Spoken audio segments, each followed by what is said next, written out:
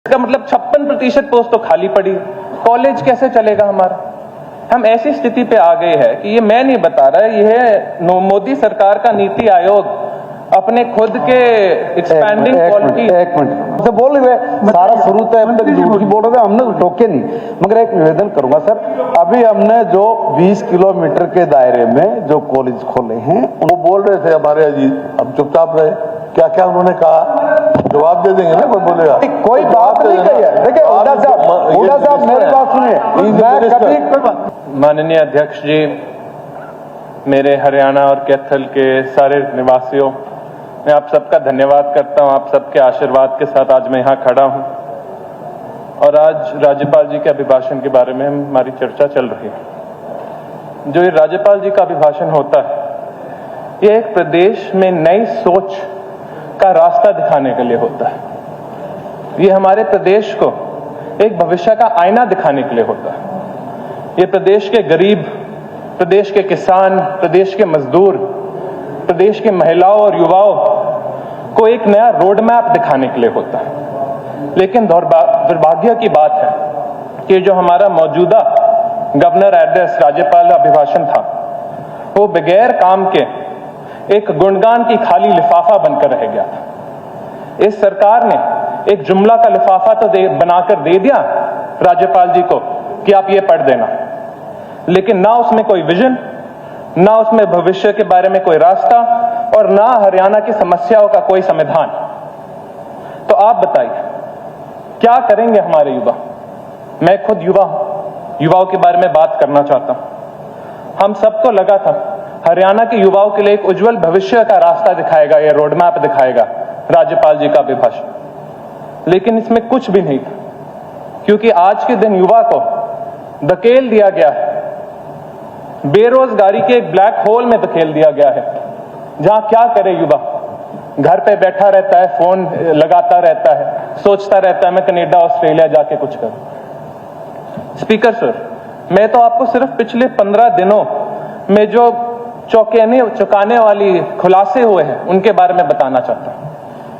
Haryana school board में 10वीं का गणित का पेपर लीक हो गया, उसके बाद 12वीं का अंग्रेजी का पेपर लीक हो गया, और ये पहली बार नहीं, 2019-20 से तो हर साल ये पेपर लीक हो रहे हैं। रोहतक में मेडिकल कॉलेज में चौंकाने वाली बात यह है कि पिछले 10 सालों से ही एक मुन्ना भाई डॉक्टर, यानी नकली डॉक्टर बनाने वाला एक गैंग खुलेआम काम कर रहा है। हरियाणा में जो पेपर लीक है, ये हमारी सबसे बड़ी इंडस्ट्री बन गई है। यहां हरियाणा सहित पूरे देश के पेपर लीक होते हैं और फिर वो बिकते हैं। अब शायद यही पर्ची खर्ची का असली मायना भी बन गया है। स्पीकर सर, मैं इसलिए ये नहीं बोल रहा क्योंकि मैं विपक्ष में, मैं इसलिए यह बोल रहा हूं क्योंकि पेपर लीक अब हरियाणा का सबसे बड़ा उद्योग बन गया।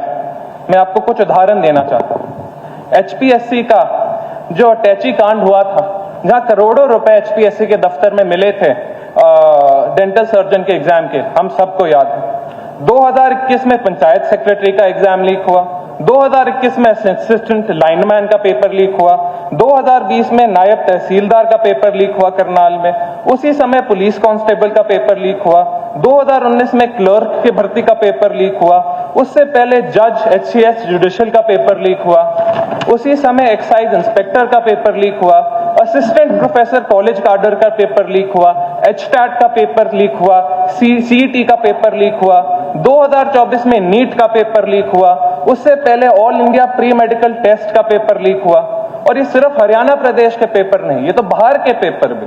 2021 में एयरफोर्स एयरमैन रिक्रूटमेंट स्कैम हुआ, उससे पहले KVS मतलब केंद्रीय विद्यालय संगठन का TGT का पेपर 2023 में लीक हुआ। जम्मू कश्मीर का सब इंस्पेक्टर का पेपर हरियाणा में लीक हो रहा है और बेचा जा रहा है। दिल्ली कोर्ट के केंद्रीय विद्यालय का पेपर हरियाणा में लीक होकर बेचा जा रहा है। इलाहाबाद हाईकोर्ट का असिस्टेंट रेवेन्यू ऑफिसर का पेपर यहां लीक होकर यहां बेचा जा रहा है। स्पीकर सर, ये तो बहुत सारे एग्जाम्पल दे सकता हूं मैं तो 7 के 7 मिनट यहीं चले जाएंगे। ये तो नई इंडस्ट्री बन गई है हरियाणा में पेपर लीक की।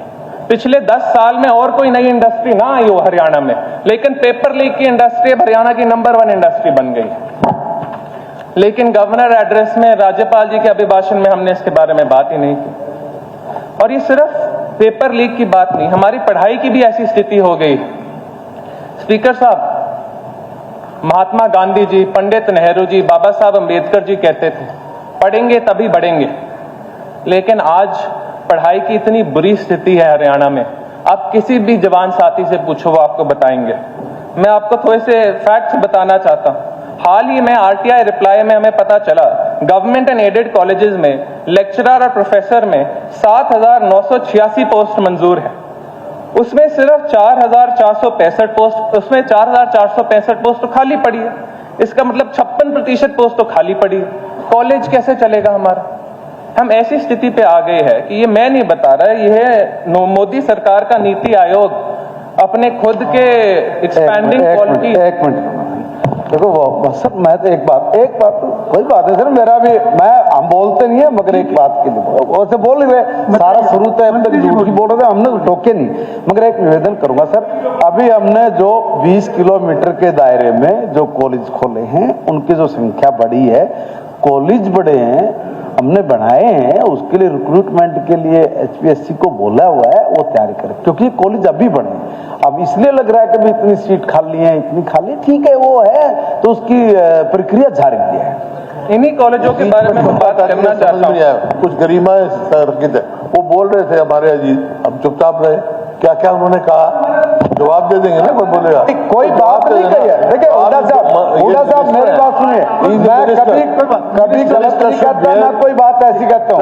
मैंने एक बात बताई है, तो कॉलेजों की संख्या बढ़ी है, इसमें वो आप कंटिन्यू कीजिए।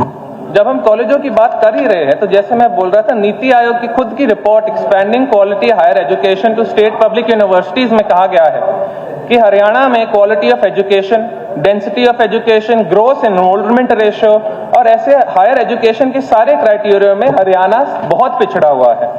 हमारी पब्लिक यूनिवर्सिटी की रैंकिंग में पहले टॉप 100 पब्लिक यूनिवर्सिटीज में हरियाणा की एक भी पब्लिक यूनिवर्सिटी नहीं आती, तो हम कैसे बोल सकते हैं हम शिक्षा में अच्छा कर रहे हैं?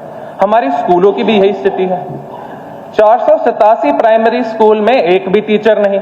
फिर ये भाजपा सरकार बोल देती है हम रैशनलाइजेशन कर रहे हैं, तो रैशनलाइजेशन के नाम पर प्राइमरी टीचर की 5,313 पोस्ट हम कम कर देते।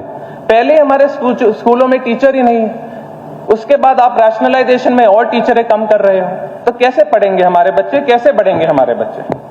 हरियाणा के स्कूलों में, और ये आज के न्यूज आर्टिकल के हिसाब से 15,692 से नहीं 15,600 पोस्ट खाली पड़ी, तो हरियाणा आगे कैसे बढ़ेगा? ये चर्चा गवर्नर एड्रेस में हम करते ही नहीं, हम तो ढंडोरा पीटते रहते हैं, देखो हमने कितना कुछ कर लिया। हरियाणा में नौकरी नहीं, पढ़ाई नहीं, तो क्या करेंगे हमारे बच्चे? आज के दिन हमारे बच्चे घर बार, जमीन, मकान, माँ बाप के क्या कहते हैं जेवर, सब कुछ, सारी जायदाद बेच के बाहर जाने लग रहे हैं। और जब ये बच्चे बाहर जा रहे हैं तो ये हमारी सरकार उनकी मदद करने के लिए, उनकी सपोर्ट करने के लिए कुछ करती नहीं। 40-40 लाख रुपए खर्च के बाहर जाते हैं, वहां बीमार पड़ जाए, मृत्यु हो जाए, कोई दिक्कत हो, हम सरकार से बार बार पूछते हैं इनकी मदद करो, ये सरकार करती नहीं। हर महीने में एक चिट्ठी लिखता हूं हमारे माननीय एक्सटर्नल अफेयर्स मंत्री को कि प्लीज हमारे बच्चों की मदद करो, लेकिन उन बच्चों को खुद की, उन माँ बाप को खुद अपनी बच्चों की जमीन बेच के, खुद की जमीन बेच के उन बच्चों की लाश वापस लेकर आनी पड़ती है। और जब हमारे बच्चे जो इलीगली डंकी से बाहर गए भी हैं, उनको अमेरिका पकड़ता है और बोलता है हम इन्हें डिपोर्ट करेंगे, तो भारत क्या करता है, हरियाणा क्या करता है? चुपचाप घर बैठा रहता है। हमारे खुद के एक बहुत बड़े स्तर के मंत्री हरियाणा के हैं, आप सब जानते हो मैं किसकी बात कर रहा हूं। वो बोलते हैं ये सारे के सारे अपराधी हैं जो ये बच्चे वहां गए हैं, इनको कोई सहानुभूति देने की जरूरत नहीं। बिल्कुल कैदी जैसे, जानवरों जैसे, आतंकवादियों जैसे इनके हाथ पैर बांध के इन्हें वापस भेजा जाता है। और जब अमृतसर से वापस हरियाणा लेकर आना होता है तभी हम कैदियों की वैन भेजते हैं इन्हें लेने के लिए। ये हमारे बच्चे, अगर हम अपने बच्चों के जख्मों को महरम नहीं लगाएंगे तो कौन लगाएगा? कंक्लूड कीजिए आदित्य जी। 2.5 मिनट और दे दीजिए, क्योंकि मैंने ठीक है तब 2.5 मिनट 2 मिनट में थैंक यू। HKRN की भी आज के दिन यही हालत है। HKRN का इशू जब कॉन्ट्रैक्चुअल एम्प्लॉइज कानून 2024 उठाया गया था, तब मैंने कांग्रेस पार्टी के तरफ से उठ के अमेंडमेंट भी पेश की थी। हम नौकरियां आज के दिन मिल नहीं रही। HKRN के नए कानून के हिसाब से कोई जो HKRN के माध्यम से लड़का लगा है, लड़की लगी है, उसको रेगुलराइज नौकरी मिलेगी नहीं, पक्की नौकरी मिलेगी नहीं, ना उसे ढंग की पेंशन मिलेगी, ना बेनिफिट मिलेंगे। अगर वो गुजर गए तो उनके परिवार को कोई और रोजगार मिलेगा नहीं। घर कैसे चलाएंगे ये लोग? माननीय अध्यक्ष जी, मैं आपको बताता हूं, जब से ये कानून आया है, मेरे कुरुक्षेत्र जो माननीय हमारे मुख्यमंत्री जी का भी जिला है और मेरा कैथल जिला, 350 HKRN के हमारे साथियों को हटा दिया गया है। क्योंकि जैसे ही कोई अब 5 साल के पास पहुंच रहा है, उसे हटा देते हैं कि ये 5 साल के बाद का जो बेनिफिट मिलना चाहिए वो सिक्योरिटी ऑफ सर्विस का, वो मिले ही ना। ये हमारे बच्चों की एक्सप्लॉयटेशन नहीं है तो और क्या है? तो ऐसा हो गया कि आपने लॉलीपॉप दे दी, अब वो लॉलीपॉप ना तो आप खा सकते हो ना फेंक सकते हो, वो बस लॉलीपॉप पकड़े रहो। फिर हरियाणा सरकार बोलती रहती है, देखो हमने लॉलीपॉप दे दी, देखो हमने रोजगार दे दिया। यही स्थिति हमारे खिलाड़ियों की है आज के दिन। हरियाणा के माटी में, हमारे खून में खेल और खिलाड़ी बसते हैं। आज हमारे बीच विनेश, हमारी बहन बैठी हुई है। इतने सारे खिलाड़ी पहले भी हमारे विधानसभा में बैठे हैं जो नेशनल इंटरनेशनल पद पे हमारे लिए मेडल जीत के आए। हरियाणा सरकार, कांग्रेस की जब सरकार होती थी तो हम सिस्टम सिंपल होता था हमारा, पदक लाओ पद लेकर जाओ। Stadium, sports equipment, sports facility, किसी की कमी नहीं आने दी हमने हरियाणा में कभी भी। लेकिन आज के दिन 2019 से स्पोर्ट्स स्टेडियम और स्पोर्ट्स इक्विपमेंट की इतनी कमी चल रही है हमारे पूरे प्रांत में। कहीं भी आप जाइए, पानीपत में जहां हमारे ओलंपियन नीरज चोपड़ा है, वहां जावलिन का सामान नहीं है। कुरुक्षेत्र जो हम साइकिलिंग हब बनाना चाहते थे, वहां कोई सामान 2019 से आया नहीं है। टाइकोंडो के सेंसर नहीं है अंबाला में। वेट लिफ्टिंग की नर्सरी में 17 साल पुराना सामान है। रोहतक के एथलेटिक ट्रैक बिल्कुल टूट गया है। सोनीपत की रेसलिंग एकेडमी पे ताला लगा हुआ है। कैथल मेरे हल्के में जो हमने गुरु गोविंद सिंह जी का स्टेडियम बनाया था क्रिकेट का, इंटरनेशनल लेवल का, उसमें 6-6 फुट की घास उगी हुई है। कहां खेलेंगे हमारे? 30 सेकंड में कंक्लूजन के लिए डॉक्टर अरविंद शर्मा, मुझे यही बताया गया है कि हरियाणा में 2021 से स्पोर्ट्स जो हमारे सारे एथलीट्स हैं जो मेडल पद जीत के आ रहे हैं, उन्हें पैसा भी नहीं दिया जा रहा, ना नौकरियां दी जा रही। तो हमारे सारे के सारे स्पोर्ट्स पीपल का नाम रोशन कैसे होए? बाकी आप लिख के दे सकते हैं आदित्य जी। डॉक्टर अरविंद शर्मा जी। गलत बोली जाएगी तो उसका जवाब दिया जाएगा। बिल्कुल बिल्कुल। माननीय सदस्य हमारे कह रहे थे कि पैसा नहीं दिया गया जा रहा, अवार्ड नहीं दिया जा रहा।